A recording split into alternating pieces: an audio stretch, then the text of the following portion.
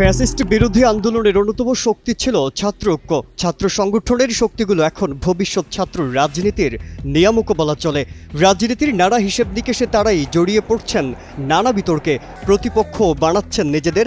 যারা স্বৈরাচার বিরোধী আন্দোলনে ছিলেন অগ্নিস্ফুলিঙ্গ, তারাই নিজেদের মধ্যে বিরোধ তৈরির মতো ঘটনার জন্ম দিচ্ছে। রাজনৈতিক বিশ্লেষকরা মনে করছেন, এমন পরিস্থিতিতে নিজেদের মধ্যে ঐক্য ধরে রাখাই মুখ্য বিষয়।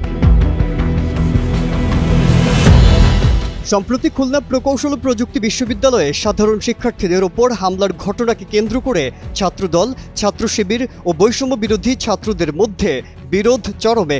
বাড়ছে উত্তেজনা, এক পক্ষ আরেক পক্ষকে দায়ী করে প্রকাশ্যে বক্তব্য দিচ্ছে। হামলার জন্য ছাত্রদলকে দোষারোপ করছে বৈষম্য বিরোধী ছাত্র আন্দোলন।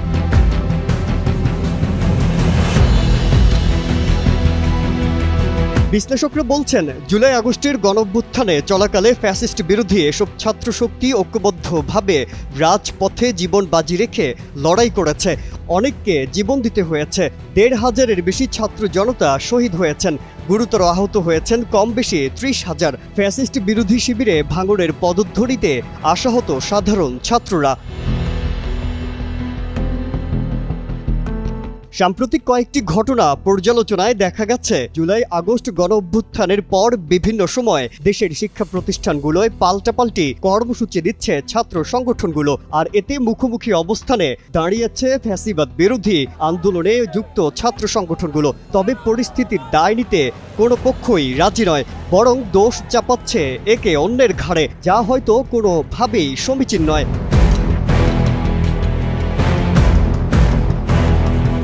বৈষম্য বিরোধী ছাত্র আন্দোলনের মুখ্য সংগঠক আব্দুল হান্নান মাসুদ গণমাধ্যমে এক সাক্ষাৎকারে বলেন, ছাত্র সংগঠনগুলো মুখোমুখি হচ্ছে না সন্ত্রাসীদের সঙ্গে নিয়ে যারা শিক্ষার্থীদের ওপর হামলা করেছে এবং এসব অপরাধ ঢাকার চেষ্টা করছে। ছাত্র সংগঠন ও শিক্ষার্থীরা তাদের মুখোমুখি হচ্ছে। একটি ছাত্র সংগঠন ছাত্রলীগের স্টাইলে ফের শিক্ষার্থী নির্যাতন শুরু করেছে, যা আমাদের জুলাই ছাত্র জনতার গণ অভ্যুত্থানের চেতনার পরিপন্থী।